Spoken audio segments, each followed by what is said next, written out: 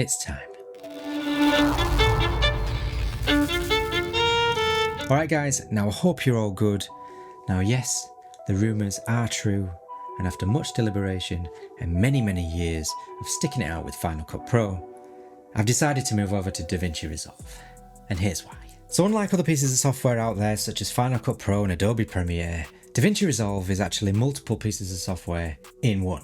It's a media organizer, a video editor, you can do motion graphics, you can color grade, you can do audio editing, and you can also deliver it all in one suite. Whereas Final Cut Pro, you need Final Cut Pro to edit, then you're going to need Motion to do your motion graphics, and then if you want to do some complex exports, you're going to need Compressor as well. And for Adobe, you're going to need the same. You're going to need Premiere, then you're going to need After Effects, and then you're going to need Media Encoder. All to achieve the same, if not less, than what Davinci Resolve can do in one complete package. All of which have to be purchased separately and also work independently from each other. Davinci Resolve does it all in one. So to begin with, if we start off with the price, because the price is very important. Davinci Resolve can be free. Like yeah, completely free. You don't even need to input your card details.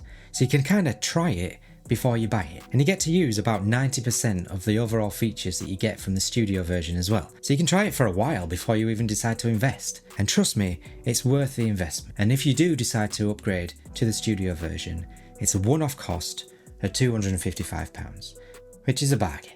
And what's even better, if you decide to buy a piece of Blackmagic hardware, such as their speed editor, which is like a really cool keyboard that makes editing so much better, you get the studio version for free. And the cheapest way to do it is to buy the speed editor, which is exactly what I did.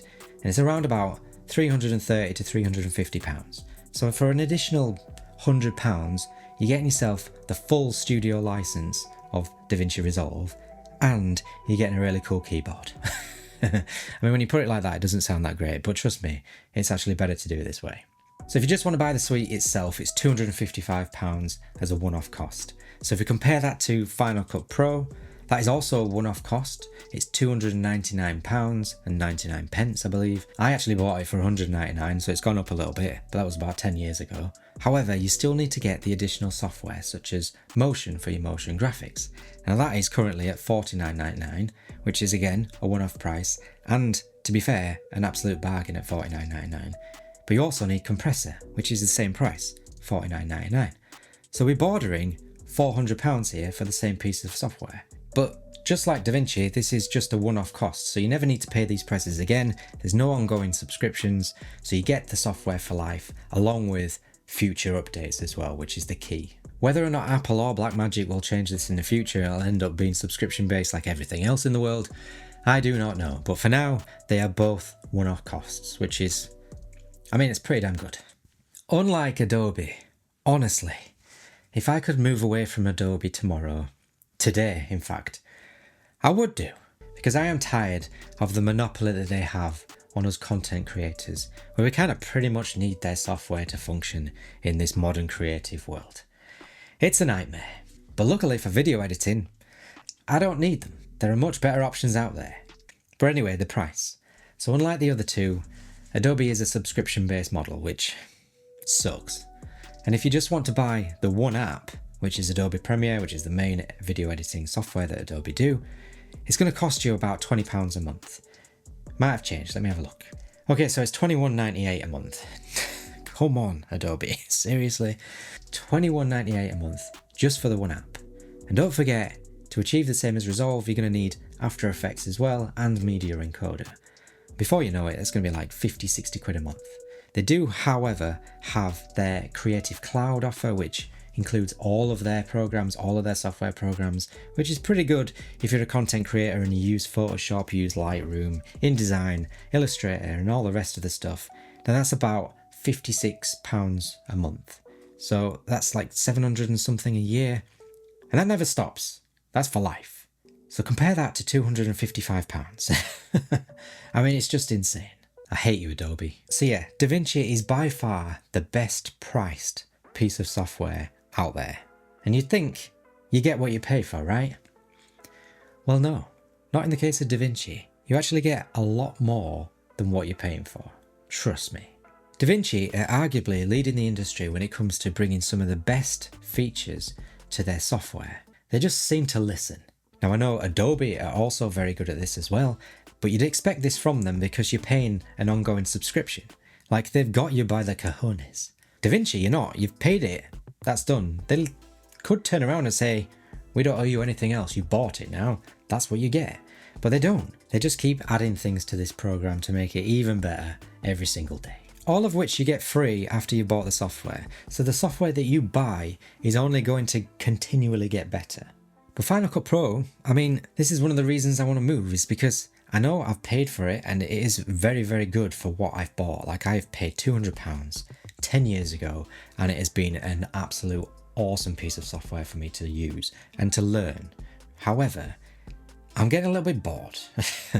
They're just not bringing any excitement to the game anymore. They're lagging behind and it feels like they're not even trying to catch up. They're just kind of like implementing updates whenever they feel like doing it just to stay relevant. They're not actually doing it because they want to, or it doesn't appear to be that way.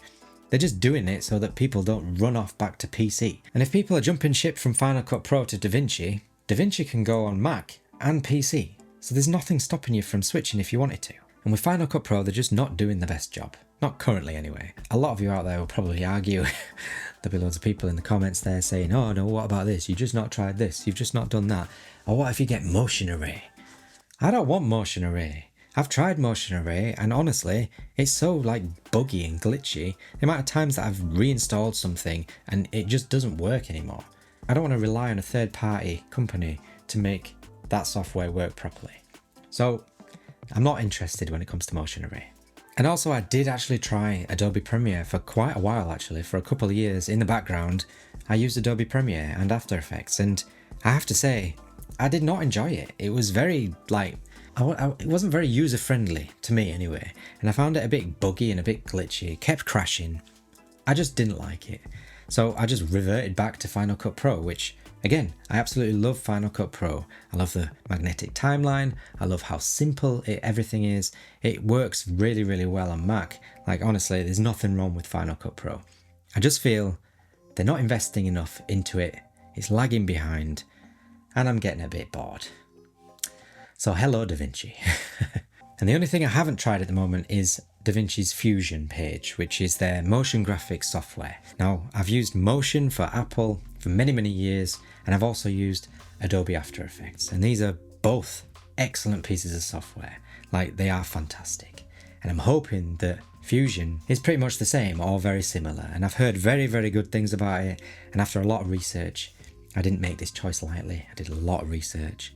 I'm hoping that everything will click into place because their node tree system, it's a little bit intimidating, not gonna lie, but I'm willing to give it a go because I do enjoy learning new pieces of software, if I'm honest. A bit of a geek. So yeah, I'm all into DaVinci Resolve now. I bought it, I paid for the studio version, I actually got it with the speed editor, which I'd highly recommend, and I'm loving it. And I'll show you some of the reasons why. Now I'm not going to dive deep into every single thing that DaVinci Resolve can do because number one, I don't know it all yet. And also, there's far too much to go into in this video. So I'm just going to give you the highlights, what actually made me jump ship. So if we dive into DaVinci Resolve, you'll notice at the bottom of the page are a series of tabs. Now these tabs represent all the various pieces of software that are kind of included in this one suite. So the first one is the media page, and this is where you import and organize all of your footage. Then we have the cut page, where you can quickly cut your footage into a basic timeline before heading into the edit page, where you work on the final edit, add your B-roll, titles, etc. Then you've got the Fusion page, which is essentially where you add all your special effects, motion graphics. Then the color page, where you can do industry leading color grading. When I say industry leading, I mean it's used in Hollywood. That's how good it is. In fact, that's where DaVinci Resolve started. It started as a color grading piece of software, and then they've since expanded into a full-on video editing suite, which is, I mean, what can I say? Then you've got the Fairlight page, which I feel like the others don't really have, or if they do, it's kind of like subtly built in and you don't really notice how powerful it is or it can be. So this is like something I didn't even realize I thought I needed, like, until I used it. It's brilliant. So having a dedicated audio piece of software, honestly, it's game changing. You've got to try it. And then finally, you've got the deliver page, which is the equivalent of compressor for Apple and then media encoder for Adobe. And this is where you export your final video into various different formats, and you've got so many more options than you do when you use the built-in editor. So if you use just Final Cut Pro, yes, you can export your video, but you're very limited on how you can do that. Again, with Adobe Premiere, you're very limited, so you would use media encoder to do some more complex exports. Davinci Resolve has all that built in. And what makes this mind-blowing is they all share the same timeline. So you can be working on editing, motion graphics, color grading, audio, whatever it may be, all in the same project at the same time. Boof. Because how annoying is it when you're working on a project and you want to do some fancy motion graphics on this particular clip? So you export the clip, you open it in a different piece of software, you do all your fancy changes, then you re-import it back into your video editing piece of software, and you're like, oh, it's not long enough, or I need to make this change, I need to make that change. So you go back out, you do the change, you re-import it, blah blah blah, you relink it. This is all in one and it works seamlessly. And I know that Adobe try and kind of like link their programs together, like you can actually export a clip, open it into After Effects, do whatever it is, and then it should save it back into Premiere Pro, but it's just not as seamless, it's just not as user-friendly. Which brings me on to the other reason, which is workflow. Okay, so I've already said that it's an all-in-one program, which is inevitably going to speed up your workflow by default anyway. But Davinci has some other tricks up its sleeve that makes it even more perfect for my workflow anyway. Now there are just far too many for me to go into, like I'm just not going to be able to do everything in this video, so I'm just going to give you the highlights. I'm going to give you the main features that were the icing on the cake for me. Now the first one being Smart Bins and Power Bins. Now these are fantastic tools for organising all your footage and all your media assets for every single project that you do. So if we start with Smart Bins are basically project-based folders that allow you to organise your footage and all your media assets via certain criteria. So this is mainly done in the media page, and if you take time at the beginning of every project to input the keywords and metadata for all your footage and all your assets, you'll find that it helps you so much more later down the line. Because what Davinci will do is it'll create these smart bins from your keywords automatically. So if you're searching for that hot air balloon clip, if you've put that in your metadata at the beginning and you look down in the smart bin, you'll see hot air balloon. You click on that and it's going to bring all the clips and everything that has that keyword in. So it makes searching for stuff so much quicker. Now I'm pretty sure that Final Cut Pro and Adobe also have some form of media organization. I mean, I know they do, but it just doesn't seem as intuitive and as well thought out as this. Like they're having a designated media page. Honestly, it's really cool. And it doesn't stop there. There's so much information that you can add in your metadata if you've got various angles, takes using different cameras. You can even change the color of the clips so that they appear differently on the timeline, making it a lot easier to spot them while you're editing. Honestly, there's so much you can do. You can even create your own smart bins in resolution or frame rate. It's so powerful, and if you do take the time at the start of every project to just go through and add this information in, it will help you so much further down the line. But for me, the cherry on top, the icing on the cake, the thing that made me switch was actually the power bins. These things are amazing. Now, as a YouTuber and a content creator, I'm forever reusing clips, assets, titles, whatever it may be in multiple projects. So for example, when I do my POVs and I'm showing you the end result, which is the photograph on screen, I like to have a white background, then I like to have all the camera information along with my logo in the bottom left hand corner. And before in Final Cut Pro, I'd have to open up an old POV project, copy those assets, open my new project and paste them in there. Which is fine, but it just takes time. And the same goes for the intros, outros, titles. You get the point. Because once you've created your assets, all you need to do is do it once. When you're happy with them, drag them over into a power bin. You can even create folders to keep them all organized. And that's it. You can reuse all of those assets in multiple projects in the future. How awesome is that? So now these are all going to be available in every future project that I do moving forward. And what makes this exciting is, now that I have this feature, I'm figuring out that I can do things that I never really knew I wanted to be able to do from a video editor, such as creating shortcuts for various actions. And you know, as YouTubers, love a good punch-in during a talking head.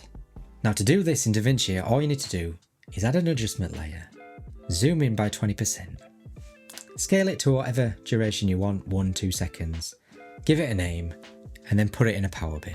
You can even create folders. I can create a folder called punch-ins and then call it, I don't know, punch 20, so I know that it was a 20% punch-in. From then on, that particular action is then reusable in every single video. I just drag that adjustment layer over the top, boom, I've got myself a 20% crop. Whereas before I'd have to do all this manually, so I'd have to either chop up the clip and make a certain bit of it 20% in, or I'd have to mess about with keyframes. This is just so much more streamlined and so much easier. You can even do all your punch-ins on a second or third pass of your edit.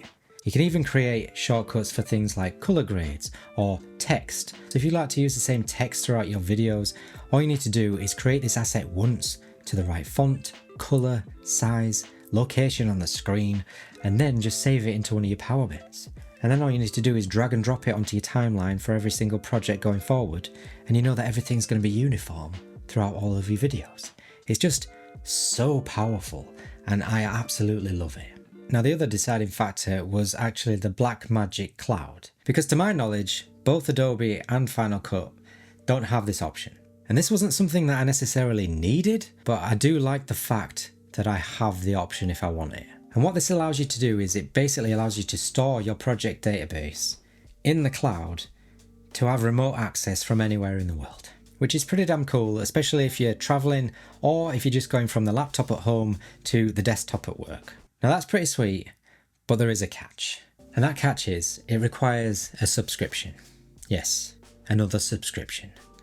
But hear me out.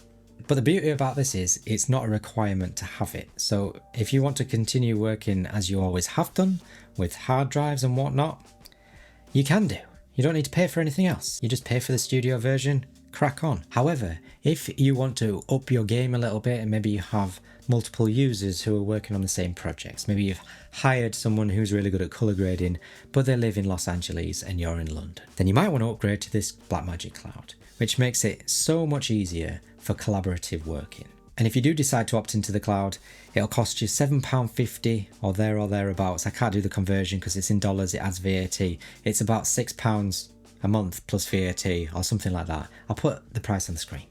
But it's that per month, and what you get for that is you get one database stored online, and then you also get 5 GB of online storage. Now I know that 500 GB doesn't sound a lot these days. However, the way that Davinci Resolve has optimized this is absolute genius when you think about it. You can just make it so instead of storing all of your media online, which is going to be gigs and gigs of data, sometimes terabytes of data, you can have it so it just stores the proxies. This means you can still edit anywhere in the world, but then save the export for when you get home. That way you can be working on multiple projects and not have to worry about the storage, because when you're working with proxies, 500 GB will go a long way.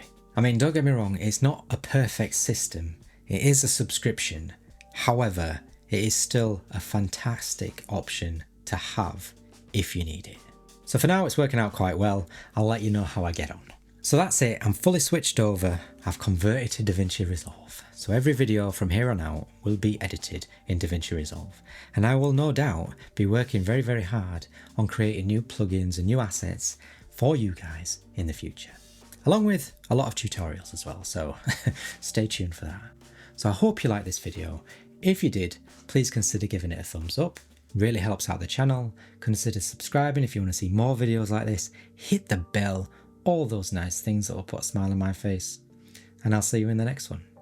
Thanks for watching. I know, you heard a little something about me, right?